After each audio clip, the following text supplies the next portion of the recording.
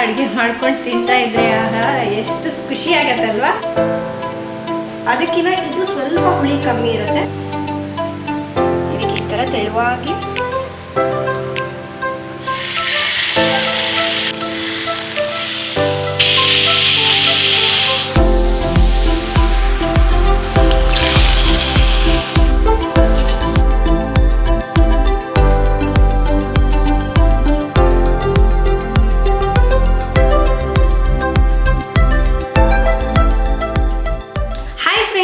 ರುಚಿ ಪಾಕಶಾಲೆ ಚಾನಲ್ಗೆ ತಮ್ಮೆಲ್ಲರಿಗೂ ಮತ್ತೊಮ್ಮೆ ಸ್ವಾಗತ.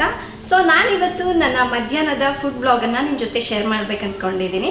ಹೊರಗಡೆ ಸ್ವಲ್ಪ ಮಳೆ ಬರ್ತಾ ಇತ್ತು. ಬೆಳಗ್ಗೆ ಚಿನಿಮನ ಸ್ಕೂಲಿಗೆ ಬಿಟ್ಟು ಬರಬೇಕಾದ್ರೆ ಫ್ರೆಶ್ ಆಗಿ ಮೀನು ಕಾಣಿಸ್ತು, ಹಾಗಾಗಿ ಮೀನು ತಗೊಂಡು ಬಂದೆ. ಆ ಮೀನಿಂದ ಫಿಶ್ ಫ್ರೈ, ಹಾಗೆ ನಮ್ಮ ತೋಟದಲ್ಲಿ ಪುಂಡೆ ಸೊಪ್ಪು ಅಂದರೆ ಗೋಂಗೂರ ಅಂತಾರಲ್ವ, ಆ ಸೊಪ್ಪಿನಿಂದ ಬೇಳೆ ಸಾರು ಮಾಡಿದ್ದೀನಿ. ಇದಂತೂ ನನ್ನ ಫೇವ್ರೆಟ್ ಅಂತ ಹೇಳ್ಬೋದು, ಯಾಕೆಂದರೆ ತುಂಬ ಹುಳಿ ಹುಳಿ ಆಗಿರುತ್ತಲ್ವ. ಸೊ ನನಗೆ ತುಂಬಾ ಇಷ್ಟ ಆಗುತ್ತೆ. ಸೊ ಬನ್ನಿ ತಡ ಮಾಡಿದೆ ಇದೆಲ್ಲದನ್ನ ಹೇಗೆ ರೆಡಿ ಮಾಡಬೇಕು ಅನ್ನೋದನ್ನು ತೋರಿಸ್ತೀನಿ. ಫಸ್ಟು ಮೀನಿಗೆಲ್ಲ ಮಸಾಲೆ ಹಚ್ಬಿಟ್ಟು ಮ್ಯಾರಿನೇಷನ್ ಮಾಡ್ಕೊಂಡ್ಬಿಡೋಣ, ಯಾಕೆಂದರೆ ಸಾರು ಮಾಡಲಿಕ್ಕೆ ಸ್ವಲ್ಪ ಟೈಮ್ ಬೇಕಾಗತ್ತಲ್ವ. ಸೊ ಅಷ್ಟರಲ್ಲಿ ಮೀನಿಗೆಲ್ಲ ಉಪ್ಪು ಖಾರ ಎಲ್ಲ ಚೆನ್ನಾಗಿ ಹಿಡಿಯುತ್ತೆ. ನಾನಿಲ್ಲಿ ಒಂದು 700 ಗ್ರಾಮ್ನಷ್ಟು ಮೀನು ತೊಗೊಂಡಿದ್ದೀನಿ. ಫಸ್ಟು ಮೀನನ್ನ ಉಪ್ಪು ಹಾಕಿಬಿಟ್ಟು ಚೆನ್ನಾಗಿ ತೊಳ್ಕೊಳ್ಬೇಕು. ಸೊ ಆವಾಗ ಸ್ಮೆಲ್ ಬರೋದಿಲ್ಲ, ತಿನ್ನಲಿಕ್ಕೂ ಕೂಡ ಇಷ್ಟ ಆಗುತ್ತೆ. ಈ ಸೈಜ್ಗೆ ಕಟ್ ಮಾಡಿಸಿದ್ದೀನಿ ನೋಡಿ. ಮಸಾಲೆಗೆ ಒಂದು ಪ್ಲೇಟ್ಗೆ 1 ಟೀ ಸ್ಪೂನಷ್ಟು ಅಚ್ಕಾರದ ಪುಡಿ, 1 ಟೀ ಸ್ಪೂನಷ್ಟು ಧನಿಯಾ ಪುಡಿ, 1/4 ಟೀ ಸ್ಪೂನಷ್ಟು ಅರಿಶಿನ ಪುಡಿ, 1 ಟೇಬಲ್ ಸ್ಪೂನಷ್ಟು ಶುಂಠಿ ಬೆಳ್ಳುಳ್ಳಿ ಪೇಸ್ಟ್, ರುಚಿಗೆ ತಕ್ಕಷ್ಟು ಉಪ್ಪು, 1/4 ಟೀ ಸ್ಪೂನಷ್ಟು ಗರಂ ಮಸಾಲ. ಇದು ನಾನು ಮನೇಲೇ ಮಾಡಿರೋದು, ಹಾಗಾಗಿ ಸ್ವಲ್ಪ ಅರೋಮಾ ಜಾಸ್ತಿ ಇರುತ್ತೆ, ಹಾಗೆ ತುಂಬ ಘಾಟ್ ಇರುತ್ತೆ, ಹಾಗಾಗಿ ಸ್ವಲ್ಪ ತೊಗೊಳ್ತಾ ಇದ್ದೀನಿ. ನೀವು ಮಾರ್ಕೆಟಿಂದ ಯೂಸ್ ಮಾಡೋದಾಯಿತು ಅಂದರೆ ಇನ್ನೂ ಸ್ವಲ್ಪ ಜಾಸ್ತಿ ಆ್ಯಡ್ ಮಾಡ್ಕೋಬೋದು. ಆಮೇಲೆ ಇದು ಕಾಶ್ಮೀರಿ ರೆಡ್ ಚಿಲ್ಲಿ ಪೌಡರು, ಇದು 1/4 ಟೀ ಸ್ಪೂನಷ್ಟು ಹಾಕೊಳ್ಳೋಣ. ಅಂದರೆ ಒಳ್ಳೆ ಕಲರು ಬರುತ್ತೆ, ಚೆನ್ನಾಗಿ ಟೇಸ್ಟು ಇರುತ್ತೆ. ಆಮೇಲೆ ಇದಕ್ಕೆ 1-2 ಟೀ ಸ್ಪೂನಷ್ಟು ನಿಂಬೆ ರಸ ಹಾಕ್ಕೊಳ್ತಾ ಇದ್ದೀನಿ. ನಿಂಬೆ ರಸ ಬದಲಾಗಿ ವೆನಿಗರ್ನ ಕೂಡ ಹಾಕೋಬಹುದು. ಆಮೇಲೆ 1-2 ಟೀ ಸ್ಪೂನಷ್ಟು ಎಣ್ಣೆನ ಕೂಡ ಹಾಕ್ಕೊಳ್ತಾ ಇದ್ದೀನಿ. ಇವೆಲ್ಲ ಹಾಕಿದ್ಮೇಲೆ ಮಿಕ್ಸ್ ಮಾಡ್ಕೊಳ್ಳೋಣ. ಇದಕ್ಕೆ ಸ್ವಲ್ಪ ನೀರು ಹಾಕ್ಕೊಳ್ಳೋಣ. ಜಸ್ಟ್ 1-2 ಟೀ ಸ್ಪೂನಷ್ಟು ಆದರೆ ಸಾಕು, ಅಂದರೆ ತೀರಾ ಗಟ್ಟಿ ಇರಬಾರ್ದು. ಈ ಥರ ಮಸಾಲೆ ಎಲ್ಲ ಕಲಿಸ್ಕೊಂಡಾಗಿದೆ. ನೀವು ಬೇಕು ಅಂದರೆ ಇದಕ್ಕೆ ಸ್ವಲ್ಪ ಫಿಶ್ ಫ್ರೈ ಮಸಾಲ ಇತ್ತು ಅಂದರೂ ಆ್ಯಡ್ ಮಾಡ್ಕೋಬೋದು, ಬಟ್ ನಾನು ಇದಕ್ಕೆ ಇನ್ನೇನು ಹಾಕಲ್ಲ, ಇಷ್ಟೇ ಸಿಂಪಲಾಗಿ ಆಗೋಗ್ಬಿಡುತ್ತೆ, ಜೊತೆಗೆ ತುಂಬ ರುಚಿಯಾಗೂ ಇರುತ್ತೆ. ಈಗ ಮೀನಿಗೆ ಮಸಾಲೆನ ಹಚ್ಚೋಣ. ಇದಕ್ಕೆ ಈ ಥರ ತೆಳುವಾಗಿ ಮಸಾಲೆನ ಹಚ್ಚಬೇಕು. ನೀವು ಒಂದು ವೇಳೆ ಎಣ್ಣೆಲಿ ಕರೆದಿರೋ ಮೀನು ತಿನ್ಲಿಕ್ಕೆ ಇಷ್ಟಪಟ್ಟರೆ ಇದೇ ಮಸಾಲೆನ ತೆಳುವಾಗಿ ಹಚ್ಕೊಂಡ್ಬಿಟ್ಟು ಸ್ವಲ್ಪ ಒಂದು ಅರ್ಧ ಗಂಟೆ ನೆನೆಲಿಕ್ಕೆ ಬಿಟ್ಬಿಟ್ಟು ಆ ನಂತರ ಹುರಿದ್ರೆ ತುಂಬಾ ರುಚಿಯಾಗಿರುತ್ತೆ. ಫ್ರೆಂಡ್ಸ್, ಕೆಲವರು ಡೀಪ್ ಫ್ರೈ ಮಾಡ್ತಾರೆ ಮೀನಿನಿಂದ, ಅದು ತುಂಬ ಚೆನ್ನಾಗಿರುತ್ತೆ, ಬಟ್ ಎಣ್ಣೆ ಜಾಸ್ತಿ ಹಿಡಿಯುತ್ತೆ, ಹಾಗಾಗಿ ನಮ್ಮನೇಲಿ ಅದು ಅಷ್ಟಾಗಿ ಇಷ್ಟಪಡಲ್ಲ. ಅದಕ್ಕಾಗಿ ಈ ಥರ ಶಾಲೋ ಫ್ರೈ ಮಾಡ್ತೀನಿ. ಎಣ್ಣೆನೂ ಕಮ್ಮಿ ಹಿಡಿಯುತ್ತೆ, ಜೊತೆಗೆ ರುಚಿನೂ ಜಾಸ್ತಿ ಆಗಿರುತ್ತೆ, ಸಾಫ್ಟ್ ಆಗಿ. ಸೊ ಮಸಾಲೆ ಎಲ್ಲ ಹಿಡ್ದಿರುತ್ತಲ್ಲ, ತುಂಬಾ ಚೆನ್ನಾಗಿರುತ್ತೆ. ಅನ್ನ ಸಾರು ಜೊತೆ, ಸಾಂಬಾರ್ ಜೊತೆ ತುಂಬಾ ಚೆನ್ನಾಗಿರುತ್ತೆ ಇದು. ಇನ್ನು ಇವೆರಡಕ್ಕೂ ಸ್ವಲ್ಪ ಮಸಾಲೆ ಕಮ್ಮಿ ಅಪ್ಲೈ ಮಾಡ್ತೀನಿ. ಇದು ನಮ್ಮ ಚಿನ್ನಿಮಾಗೆ ಮತ್ತು ದೀರುಗೆ ಜಸ್ಟ್ ಲೈಟಾಗಿ ಈ ಥರ ಅಪ್ಲೈ ಮಾಡ್ತೀನಿ. ಮೀನುಗಳಿಗೆಲ್ಲ ಮಸಾಲೆ ಹಚ್ಚಾಗಿದೆ. ಇದು ಒಂದು ಅರ್ಧ ಗಂಟೆ ಸೈಡಿಗೆ ಎತ್ತಿಟ್ಬಿಡೋಣ. ಏನೋ ಬೇಳೆ ಸಾರು ಮಾಡ್ತಾ ಇದ್ದೀನಿ. ಸೊ ಬೇಳೆ ಸಾರಿಗೆ ನಾನಿಲ್ಲಿ ಒಂದು ಅರ್ಧ ಕಪ್ನಷ್ಟು ತೊಗರಿ ಬೇಳೆನ ತೊಳೆದ್ಬಿಟ್ಟು 1 ಗಂಟೆ ನೆನೆಸಿಟ್ಟಿದೆ. ಈಗ ಒಂದು ಕುಕ್ಕರಿಗೆ ಹಾಕ್ಕೊಳ್ಳೋಣ. ಆಮೇಲೆ ನಮ್ಮ ತೋಟದಲ್ಲಿ ಪುಂಡೆ ಸೊಪ್ಪು ಆಗಿತ್ತು, ನಿನ್ನೆ ತೋಟಕ್ಕೆ ಹೋದಾಗ ತೊಗೊಂಡು ಬಂದಿದ್ದೆ. ಸೊ ಅದನ್ನು ಚೆನ್ನಾಗಿ ತೊಟ್ಟೆಲ್ಲ ಬಿಡಿಸ್ಬಿಟ್ಟು ಸೊಪ್ಪೆಲ್ಲ ಕ್ಲೀನ್ ಮಾಡಿಕೊಂಡು ಹಾಕ್ತಾಯಿದ್ದೀನಿ. ಸೊ ಈ ಮೀನಿನ ಫ್ರೈಗೆ ಪುಂಡೆ ಸೊಪ್ಪಿನ ಸಾರು ಅಂತೂ ತುಂಬಾ ಚೆನ್ನಾಗಿರುತ್ತೆ. ಸುಮಾರಾಗಿ ಒಂದು ಕಟ್ಟಾಗುತ್ತೆ, ಅಥವಾ ನೀವು ಒಂದು ಫುಲ್ ಕೈ ಹಿಡಿಯೋಷ್ಟು ಹಾಕ್ಕೊಂಡ್ರೂ ಸಾಕು. ಆಮೇಲೆ ಒಂದು 4-5 ಹಸಿಮೆಣಸಿನ್ಕಾಯಿ ಹಾಕ್ತಾ ಇದ್ದೀನಿ. ಈ ಥರ ಮುರಿದ್ಬಿಟ್ಟು ಹಾಕ್ಕೊಳ್ಳೋಣ.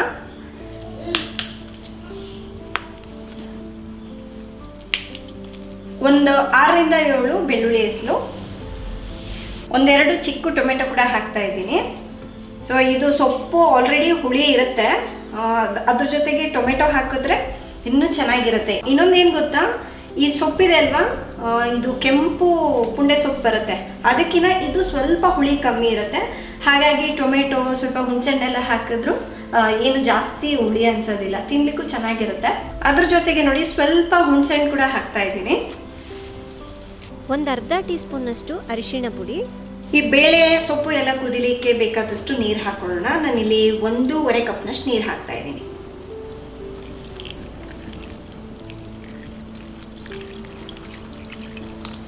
ಇದಕ್ಕೆ ಸ್ವಲ್ಪ ಎಣ್ಣೆ ಹಾಕೊಳ್ಳೋಣ.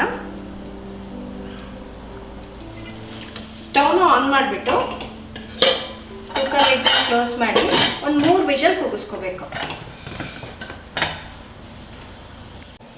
ಈ ಸಾರು ಆಗೋಷ್ಟೊತ್ತಿಗೆ ಇನ್ನೊಂದು ಕಡೆ ರೈಸ್ಗೆ ಇಟ್ಬಿಡ್ತೀನಿ. ನಮ್ಮ ಮನೆಯಲ್ಲಿ ನೋಡಿ, ರೈಸ್ ನಾನು ಈ ಗ್ಲಾಸ್ನಿಂದ ಮಾಡಿದ್ರೂ ಇನ್ನೂ ಒಂದು ಚಿನಿಮ ಊಟ ಮಾಡೋಷ್ಟು ರೈಸ್ ಉಳಿಯತ್ತೆ. ಯಾಕೆ ಇದನ್ನ ಹೇಳ್ತಾ ಇದ್ದೀನಿ ಅಂದರೆ, ಹಿಂದೆ ನಮ್ಮ ಮನೆಯಲ್ಲಿ ಒಬ್ಬರು ಗೆಸ್ಟ್ ಬಂದಿದ್ರು. ಸೊ ಆವಾಗ ನಾನು ಅವ್ರಿಗೋಸ್ಕರ ಅಡುಗೆ ಮಾಡ್ತಾ ಇದ್ದೀನಿ ಅಂತ ಮಾಡಿದಾಗ ತುಂಬ ಜನರು ಕೇಳಿದ್ದೇನೆಂದರೆ, ಅದು ಗಟ್ಟಿಯಾಗಿ ತಿಂದ್ಬಿಟ್ರೆ ಒಂದು ಇಬ್ಬರಿಗೆ ಮ್ಯಾಕ್ಸಿಮಮ್ ಅಂದರೆ 3 ಜನಕ್ಕಾಗುತ್ತೆ, ಅಷ್ಟು ಜನರಿಗೆ ಹೇಗೆ ನೀವು ಮ್ಯಾನೇಜ್ ಮಾಡಿದ್ರಿ ಅಂತ. ಸೊ ನಾನು ಆ ಥರ ಯಾರಾದರೂ ಮನೆಗೆ ಗೆಸ್ಟ್ ಬಂದಾಗ ಮಕ್ಕಳು ಕೂಡ ಜೊತೆಗೆ ಬಂದಿರ್ತಾರಲ್ವ, ಕೆಲವು ಮಕ್ಕಳಿಗೆ ಈ ಥರ ಹೊರಗಡೆ ಮಸಾಲೆ ಎಲ್ಲ ಬಳಸಿರೋದು ಇಷ್ಟ ಆಗಲ್ಲ. ಹಾಗಾಗಿ ಅವ್ರಿಗೋಸ್ಕರ ಅಂತ ಹೇಳಿ ಸಪ್ರೇಟಾಗಿ ಸ್ವಲ್ಪ ರೈಸ್ ಕೂಡ ಮಾಡಿರ್ತೀನಿ, ಅದ್ರ ಜೊತೆಗೆ ತಿಳಿ ಸಾರು ಮಾಡಿರ್ತೀನಿ. ನಮ್ಮ ಮನೆ ಮಕ್ಕಳು ಕೂಡ ಅಷ್ಟೇ, ಬಿರಿಯಾನಿ ಎಲ್ಲ ಜಾಸ್ತಿ ಇಷ್ಟಪಡೋದಿಲ್ಲ ಮಸಾಲೆ ಎಲ್ಲ ಇರುತ್ತೆ ಅಂತ. ಸೊ ಅವ್ರಿಗೋಸ್ಕರ ಸಪ್ರೇಟಾಗಿ ಒಂದು ಗ್ಲಾಸ್ ಅನ್ನ ಮಾಡಿದ್ದೆ. ಇನ್ನೊಂದೇನು ಗೊತ್ತಾ, ನಾನು ರಾಜು ಕೂಡ ಅಷ್ಟೇ ಜಾಸ್ತಿ ಊಟ ಮಾಡೋದಿಲ್ಲ. ಸೊ ನಾವು ಒಂದು ಮೆಸರ್ ಕಪ್ ಇಟ್ಕೊಂಡಿರ್ತೀವಿ, ನೋಡಿದ್ರಲ್ಲ, ಇದು ನಂದು, ನಮ್ಮ ರಾಜುದು. ಸೊ ಮೆಸರಿಂಗ್ ಕಪ್ ಇಟ್ಕೊಂಡಿರ್ತೀವಿ. ಸೊ ಅದರ ಅಳತೆಯಲ್ಲೇ ನಾವು ಊಟ ಮಾಡೋದು. ಸೊ ಈಗಿನ ಕಾಲ ಆಗಿದೆ, ನಾವು ಎಷ್ಟು ಹೆಲ್ತ್ ಕಾಪಾಡ್ಕೊಳ್ತೀವಿ ಅಂದರೆ ಎಷ್ಟು ತಿಂತೀವಿ ಅನ್ನೋದಲ್ಲ, ಹೇಗೆ ತಿಂತೀವಿ ಅನ್ನೋದು ತುಂಬ ಇಂಪಾರ್ಟೆಂಟ್ ಅಲ್ವಾ. ಅದಕ್ಕಾಗಿ ಹೇಳ್ತಾ ಇದ್ದೀನಿ, ನಾವು ಜಾಸ್ತಿ ಊಟ ಮಾಡೋದಿಲ್ಲ, ಬರೀ ಅದು 2 ಕಪ್ನಷ್ಟು ನಮ್ಮಿಬ್ರಿಗೆ ಸಾಕಾಗಿ ಹೋಗ್ಬಿಡುತ್ತೆ. ಹಾಗಾಗಿ ನಾನು ಅದನ್ನು ಪ್ಲ್ಯಾನ್ ಮಾಡಿಕೊಂಡೇ ಮಾಡಿದ್ದೆ ಅವತ್ತು. ಸೊ ಅದಕ್ಕಾಗಿ ಹೇಳಿದೆ. ಇವಾಗಲೂ ಅಷ್ಟೇ ನೋಡಿ, ಈ ಗ್ಲಾಸಿಂದ ಒಂದು 3/4 ಗ್ಲಾಸ್ ಇಡ್ತಾ ಇದ್ದೀನಿ, ಇದರಲ್ಲೂ ಕೂಡ ಉಳಿಯುತ್ತೆ ಲಾಸ್ಟಿಗೆ. ಸೊ ಅದನ್ನು ರಾತ್ರಿಗೆ ಸ್ವಲ್ಪ ದೀರುಗು ಚಿನ್ನಮಾಗಿ ತಿನ್ನಿಸ್ಬಿಡ್ತೀನಿ.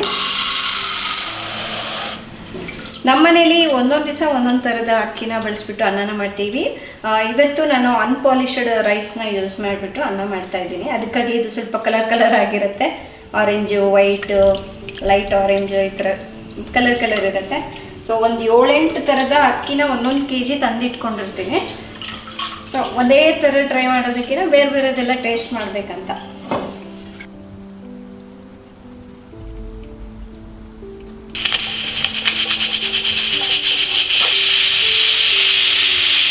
ಕುಕ್ಕರ್ ಪ್ರೆಷರ್ ಎಲ್ಲ ಹೋದ್ಮೇಲೆ ಲಿಡ್ನ ಓಪನ್ ಮಾಡೋಣ.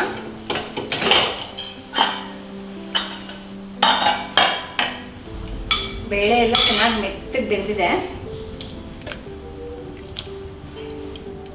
ಇದರಲ್ಲಿರೋ ಕಟ್ಟೆಲ್ಲ ಸೋಸ್ಕೊಂಡ್ಬಿಡೋಣ.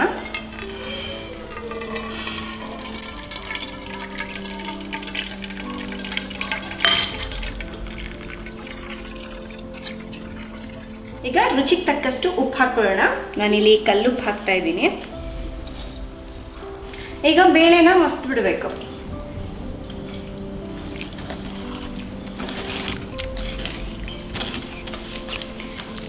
ಸೊಪ್ಪೆಲ್ಲ ಈ ಥರ ಸ್ವಲ್ಪ ಮೆತ್ತಗೆ ಮಸಿಬೇಕು.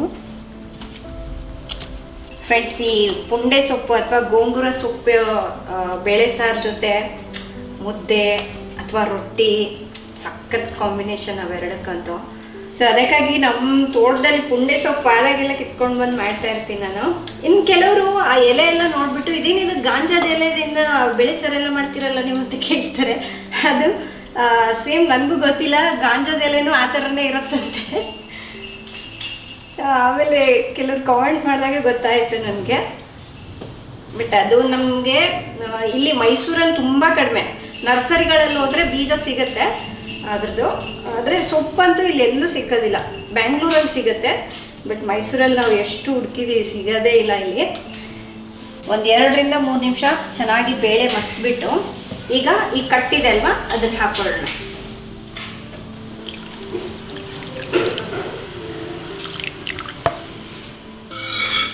ಫ್ರೆಂಡ್ಸ್, ಇದಕ್ಕೆ ಖಾರದ ಪುಡಿಗಿನ್ನ ಹಸಿಮೆಣಸಿನ್ಕಾಯಿ ಹಾಕಿದ್ರೇ ರುಚಿ ಜಾಸ್ತಿ ಇರುತ್ತೆ. ಕೆಲವರು ಖಾರದ ಪುಡಿನೂ ಯೂಸ್ ಮಾಡ್ತಾರೆ, ಖಾರದ ಪುಡಿ ಹಸಿಮೆಣಸಿನ್ಕಾಯಿ ಎರಡೂ ಹಾಕ್ತಾರೆ. ಬಟ್ ನಾನು ಬರೀ ಹಸಿಮೆಣಸಿನ್ಕಾಯಿ ಅಷ್ಟೇ ಹಾಕಿ ಮಾಡ್ತೀನಿ. ಈಗ ಇದು ರೆಡಿ ಆಗಿದೆ. ಇದಕ್ಕೆ ಒಗ್ಗರಣೆ ಹಾಕೊಳ್ಳೋಣ. ಒಗ್ಗರಣೆಗೆ 1 ಟೇಬಲ್ ಸ್ಪೂನ್ ಅಷ್ಟು ಎಣ್ಣೆನ ಹಾಕೊಳ್ಳೋಣ.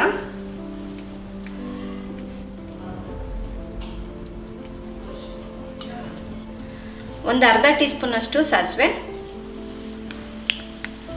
ಅರ್ಧ ಟೀ ಸ್ಪೂನ್ ಅಷ್ಟು ಜೀರಿಗೆ, ಒಂದು ಸ್ವಲ್ಪ ಬೆಳ್ಳುಳ್ಳಿನ ಜಜ್ಜಿ ಹಾಕ್ತಾ ಇದ್ದೀನಿ, ಸ್ವಲ್ಪ ಒಣಗಿದ ಮೆಣಸಿನಕಾಯಿ,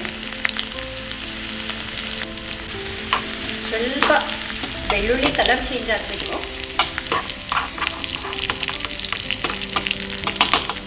ಆಮೇಲೆ ಸ್ವಲ್ಪ ಕರ್ಬೇವಿನ ಸೊಪ್ಪು.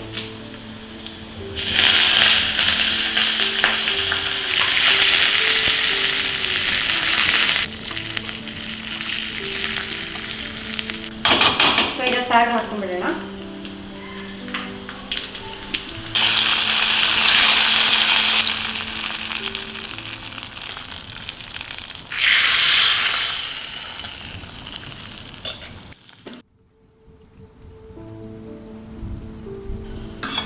ಇದನ್ನ ಮಿಕ್ಸ್ ಮಾಡ್ಕೊಳ್ಳೋಣ. ಫ್ರೆಂಡ್ಸ್, ಇನ್ನು ಪುಂಡೆ ಸೊಪ್ಪಿನ ಬೇಳೆ ಸಾರಂತೂ ರೆಡಿ ಆಯಿತು. ಈಗ ಫಿಶ್ ಫ್ರೈ ಮಾಡ್ತಾ ಇದ್ದೀನಿ. ಒಂದು ತವಾಗೆ ಎಣ್ಣೆನ ಹಾಕೊಳ್ಳೋಣ, ಒಂದು 2 ಟೇಬಲ್ ಸ್ಪೂನ್ ಅಷ್ಟು. ಈಗ ಮಸಾಲೆ ಹಚ್ಚಿರೋ ಮೀನನ್ನ ಹಾಕೊಳ್ಳೋಣ.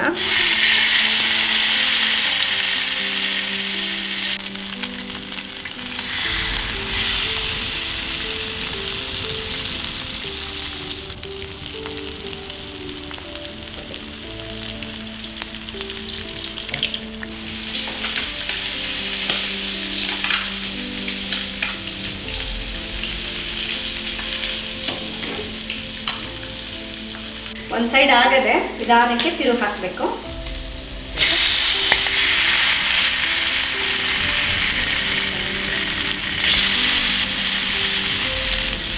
ಒಂದೊಂದು ಸೈಡು ಒಂದು 3 ನಿಮಿಷ ಬೇಯಿಸ್ಕೊಂಡ್ರೆ ಸಾಕು. ಅರೋಮ ಅಂತೂ ಎಷ್ಟು ಸಕ್ಕತ್ತಾಗಿದೆ ಗೊತ್ತಾ. ಮಳೆಗೆ ಈ ಥರ ಬಿಸಿ ಬಿಸಿ ಮೀನು ಫ್ರೈ ಇತ್ತು ಅಂದರೆ ಊಟ ಕಂಪ್ಲೀಟ್ ಆಗತ್ತಲ್ಲ. ಫ್ರೆಂಡ್ಸ್, ಇದ್ರ ಮೇಲೆ ಸ್ವಲ್ಪ ಕಟ್ ಮಾಡಿರೋ ಕೊತ್ತಂಬರಿ ಸೊಪ್ಪು ಹಾಕ್ತಾ ಇದ್ದೀನಿ. ಬೇಕು ಅಂದರೆ ಕರ್ಬೇವಿನ ಸೊಪ್ಪು ಕೂಡ ಹಾಕ್ಬೋದು.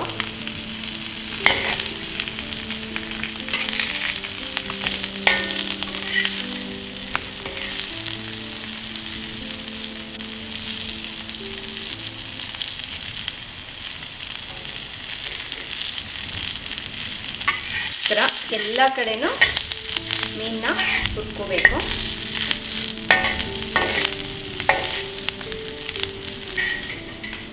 ಫ್ರೆಂಡ್ಸ್, ಇದಾಗಿದೆ. ಈಗ ಪ್ಲೇಟ್ನಲ್ಲಿ ಹಾಕೊಳ್ಳೋಣ.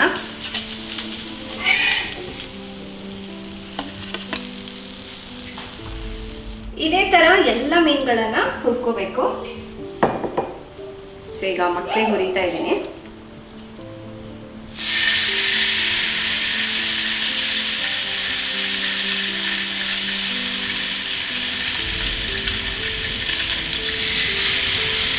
ಫ್ರೆಂಡ್ಸ್, ಈ ರೀತಿ ಕಬ್ಬಿಣದ ಹಂಚಿನ ಮೇಲೆ ಮಾಡಿದ್ರೆ ಮೀನಿನ ಫ್ರೈ ತುಂಬಾ ಚೆನ್ನಾಗಿರುತ್ತೆ, ತುಂಬ ರುಚಿಯಾಗಿರುತ್ತೆ.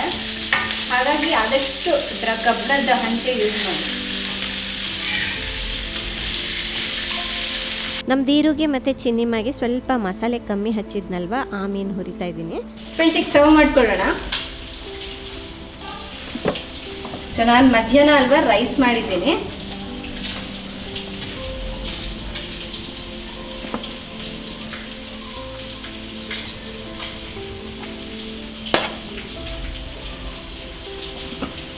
ಈ ಪುಂಡೆ ಸೊಪ್ಪಿನ ಸಾರಿದೆ ಅಲ್ವಾ, ಈ ರೀತಿ ಸ್ವಲ್ಪ ಗಟ್ಟಿಯಾಗಿದ್ರೇ ಚೆನ್ನಾಗಿರುತ್ತೆ.